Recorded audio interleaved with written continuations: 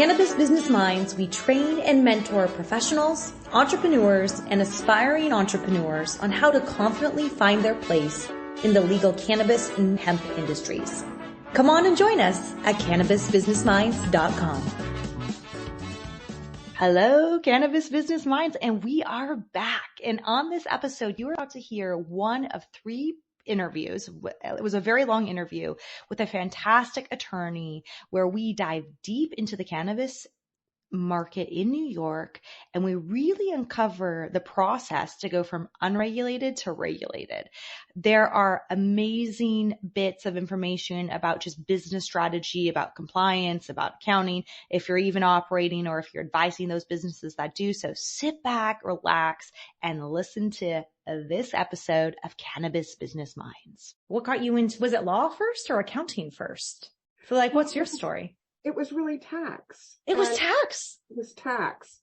Because, of course, one of the most intricate pieces to figure out in a cannabis business is the tax piece. Yeah. And it's true. And then, so you think of that high level. So you'll go to cannabis conferences and people are all abuzz about 280E, 280E, 280E. But on the practical level, 280E doesn't really become very real to a business owner until the end of that first business cycle. And that's really at the end of their first year when they've been in business. Because if they're in startup mode for a year, 2 years, even 3 years, as can happen in cannabis while we're waiting for regulations or waiting for the license to come through, that 280E piece is kind of a weird thing that the lawyers and the accountants talk about, but to a business owner, what becomes very real very fast, especially a small business owner, is the need for, first of all, registering for the various government required cannabis tax sites. In New York, it happens that fee is $600, which isn't a lot of money to a corporation, but to a social equity applicant could be, yet another thing that they have to fundraise for or budget for. Then you put into that my niche practice, much to my surprise, because certainly I never thought this would happen. My niche practice is the unlicensed smoke shop. And so the pain point there is, as I get them into compliance with taxes, that includes payroll tax, having the workman's comp insurance, as well as sales tax. And it becomes fair. I had a business owner call me 3 days ago, I believe, Thursday or Friday, and say, we've got to stop this payroll thing. It feels like every few days there's money going out of my account for tax. It's tax every few days. What is going on? Yeah. Welcome to a regulated environment. And you told me that you wanted to be fully compliant, and here it is. It costs you money to have employees. Yeah. Well, and it's interesting because I'm like, oh gosh, we just covered so much in such a short amount. I'm like, we have to go back to so many things. So I'm like, New York. Yeah, no, I have to talk to you. For your first question about that. But it's so well, and I think what's interesting for somebody that's listening to this is that tax is a very small word with so many complexities that can go and stem into many different things. And I completely agree with you on 280E. It's for a lot of businesses at first, you just hear about it. You don't know what it is. When you know what it is, you're like, oh my God, it's a lot. But then if you add on employees, it's a lot of the payroll taxes. And if you're trying to get around and skirt around, I'm going to put people on a 1099. That's not a smart move because the IRS has their own kind of set of rules to do that. And then you're also in New York, which in my mind, I did an analysis on the taxes. It is one of the worst states for a legal cannabis business selling THC to operate in because it's taxed on the milligram. And so I'm like, where do we go here? I think, well, it's interesting. So you decided to make your practice about this, but for a lot of business owners, it is so stressful to hear about this. And so if someone's just listening, they are a business owner taking the step back. How do you take somebody through to get compliant? Because it's not something that happens overnight, or is it something that can happen overnight to get tax compliant? So are you talking about a business that already has a provisional license or a conditional license? Or are you talking about somebody who calls me who says, hey, I have this smoke shop. Am I going to be good? Let's talk about the latter first, and then we'll talk about the first one after that. Which that call is something that I'm getting every day now. Okay. And first of all, honestly, they believe that they're licensed. They truly, in their heart of hearts, think it's legal now, isn't it? Like, can't you just get me? And then you back up and you say, well, no, there is a license. Well, can you get me a license? Well, actually, in New York right now, there is not an open license application. It doesn't exist. No amount of money. I've had people offer to give me, he said, I'll give you $1 million. Can you get me a license? I cannot get that for you. I will take your $1 million, which I didn't do, but,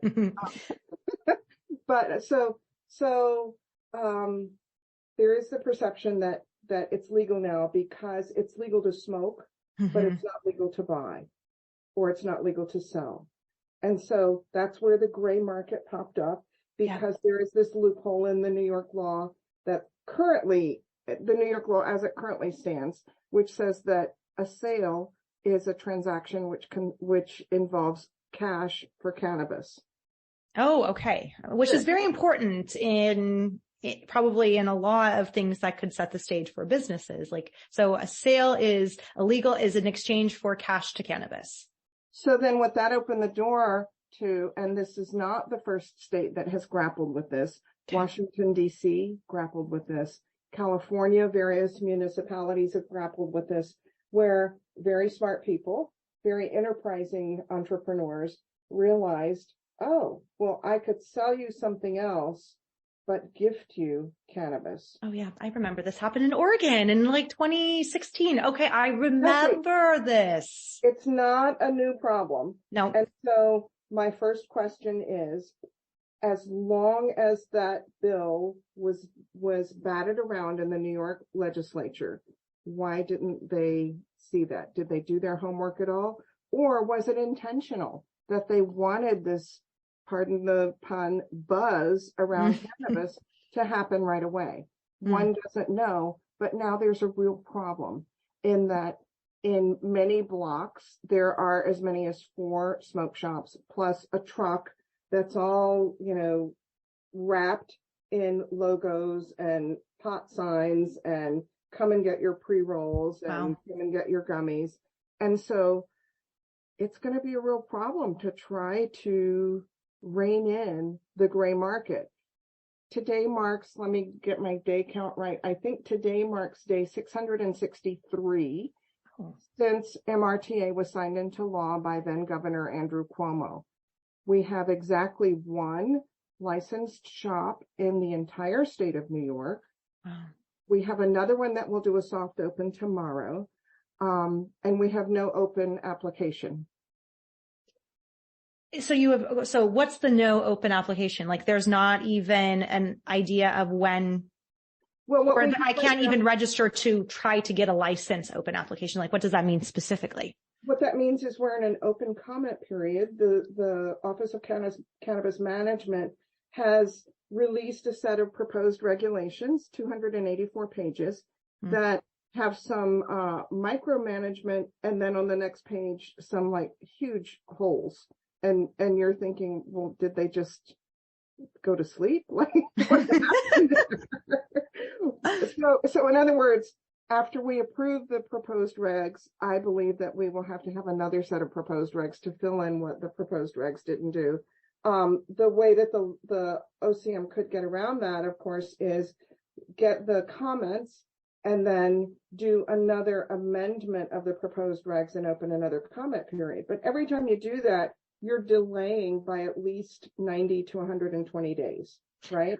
Yeah. So with that, I forget the exact date. It's sometime very soon that the comment period will close, and then the Office of Cannabis Management can either accept the proposed regs, and like when they did with the other round, which is the conditional adult use retail dispensary round, which was restricted to those persons who had been previously charged with a cannabis crime or whose family members had been. Plus, they had to have at least 2 years of success as a business owner, at least 10% ownership. So, you take the pool of people who had been charged and whittle it down right away because of that business requirement. Wow. So that period closed September 26th. And there are 36 provisional, actually 35 now that we've opened up this one dispensary. That's it in all of New York. So there's just basically, but okay, so there's 35 provisional.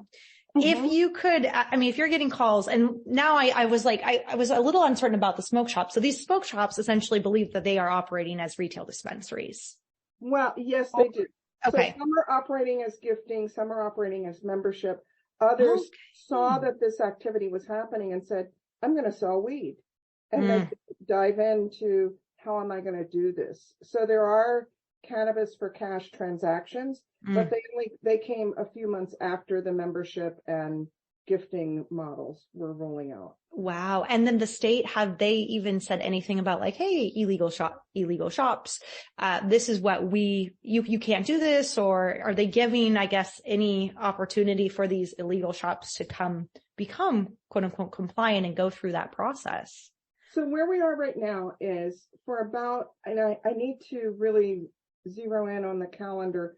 I believe it was 14 to 16 months before the state did anything in terms of enforcement. And the enforcement was a cease and desist letter that was sent to some 78 shops in the entire state of New York. Remember, there are 19 million people in the state of New York.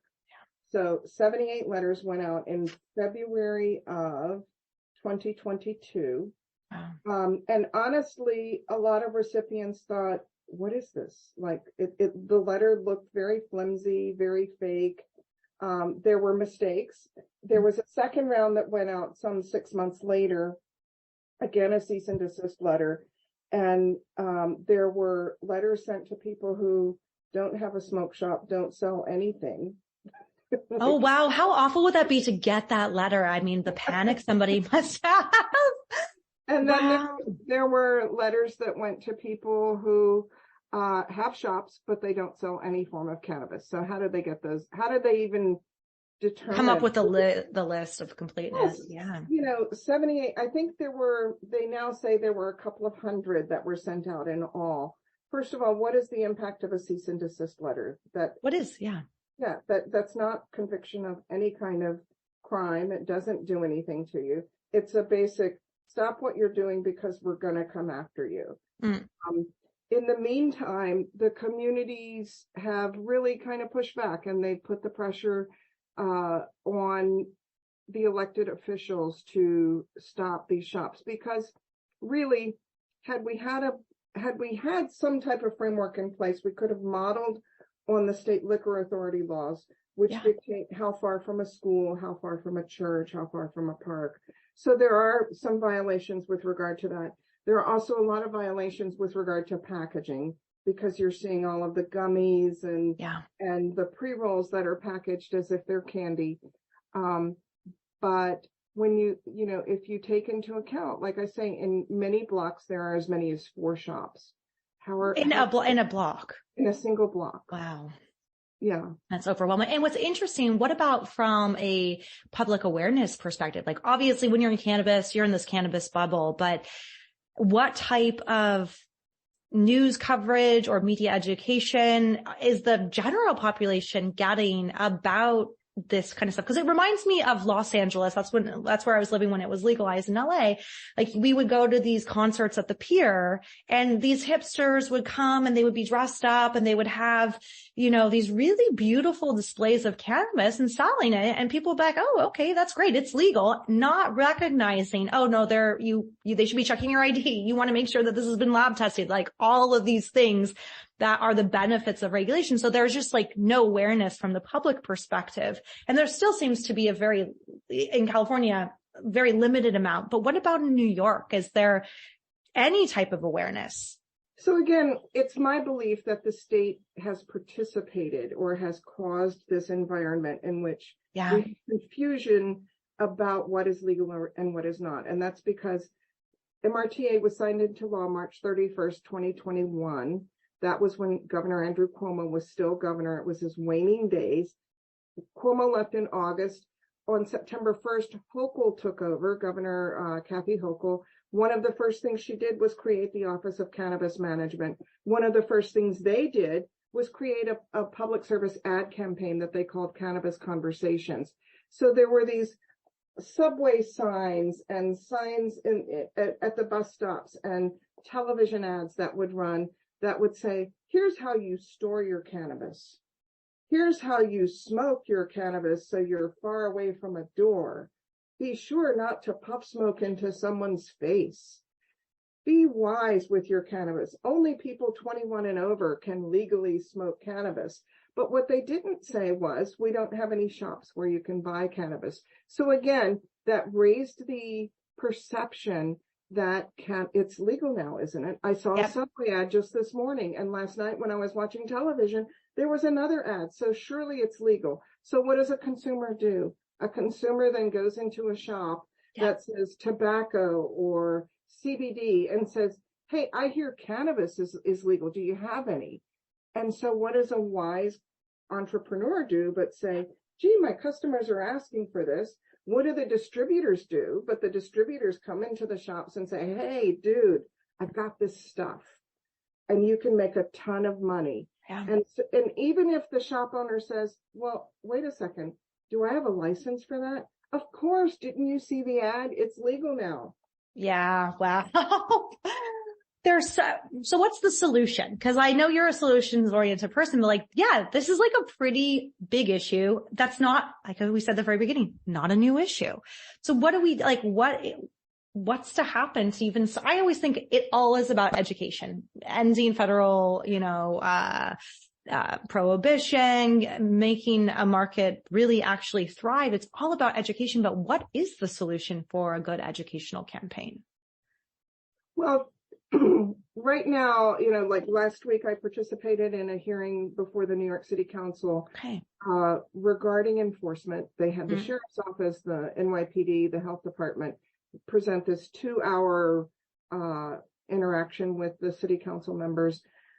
They want to come in with enforcement teams. I had one shop that got raided, 1,500 square feet, 9 officers with bulletproof vests. She sells bath bombs, right? Jesus. Yeah. Yeah.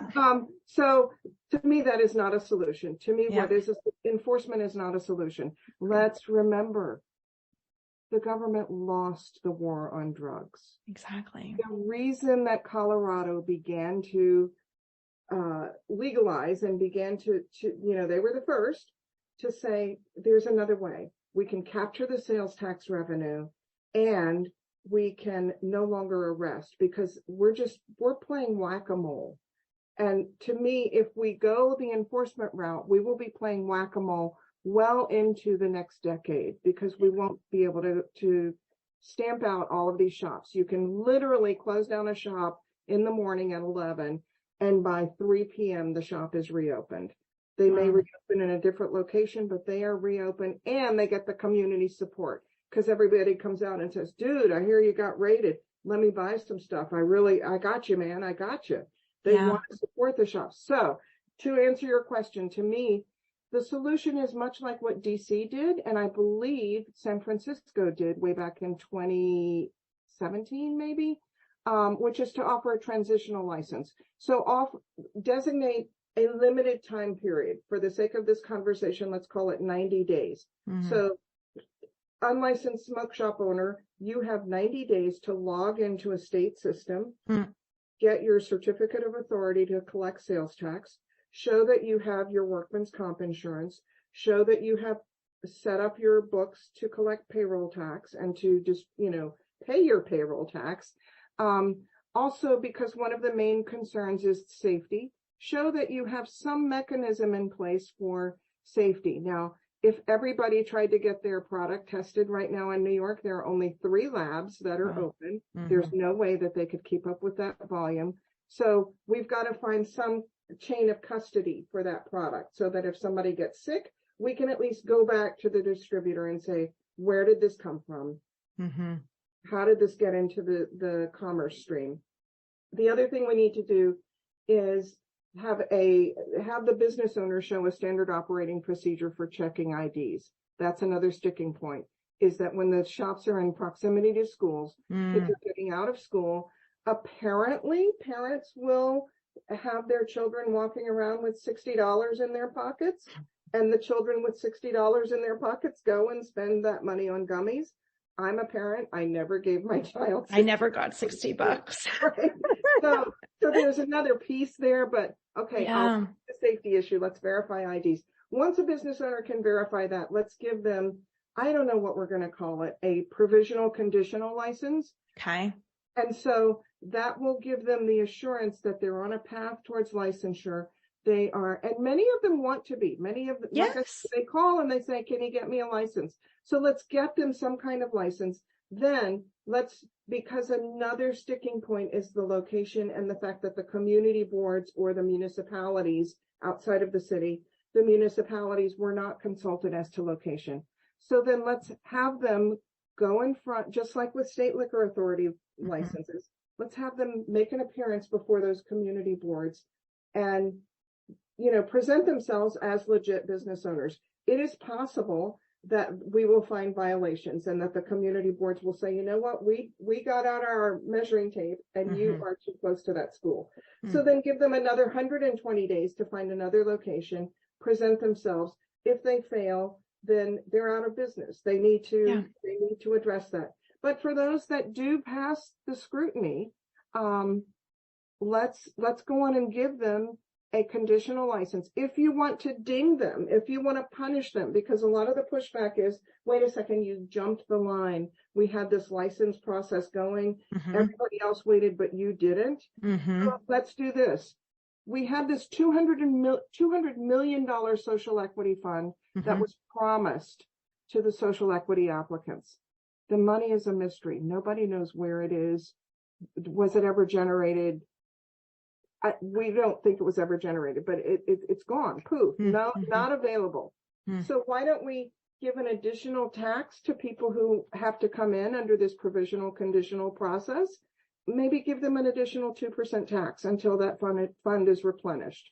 And that will support the industry, right? Because what we all want is a viable licensed industry, a viable regulated industry. So tax them additionally. Also, right now in New York, under the proposed regs, a business can get 3 different licenses. Now, you have to watch what side of the supply chain you're on, but let's say a retail dispensary could get a smoke lounge, a processor license, I think, and no, excuse me, not a processor. They could get delivery, retail, and eventually when it's open, the smoke lounge license. So everything kind of almost like touching the end consumer. Right, the consumer facing. So if you want to punish them, 2% additional tax, plus let's, for the first year, say you can only have 1 license. And that way it will give the people who waited, it will give them that edge into the market. Then after a year, the other piece that I want to show, that I want them to be able to show to get to this point is that they are current on their personal and business taxes. Oh, yes. People who have been living below the radar may have gone 10 years, 15 years without filing anything. So let's make sure that they are compliant with their personal and business taxes. Then after a year of continued compliance with sales tax, payroll tax, standard operating procedures, no major incidents with safety. They've presented themselves to the community boards. They're compliant with their personal and business taxes. Then they get a regular license. All right. I hope you all enjoy this. And on the next episode, we are going to dive very deep into the tax structure in New York, the best scenario in New York in the next 12 months. And also what I always love is to talk about solutions. So Paula's going to give us her proposed license solutions of what she believes is the best way that New York can really get their stuff together. So make sure that you tune on back next week for our next episode. Thanks so much for listening to this week's show. Please subscribe wherever you get your podcasts. And if you enjoyed this, leave us a 5-star review. Make sure that you share this episode on your social media and tag us in the Instagram stories. You can find us wherever you go on social media. Just look up Cannabis Business Minds. Have an idea for the show or something that you want to talk about? Shoot us an email at podcast@cannabisbusinessminds.com.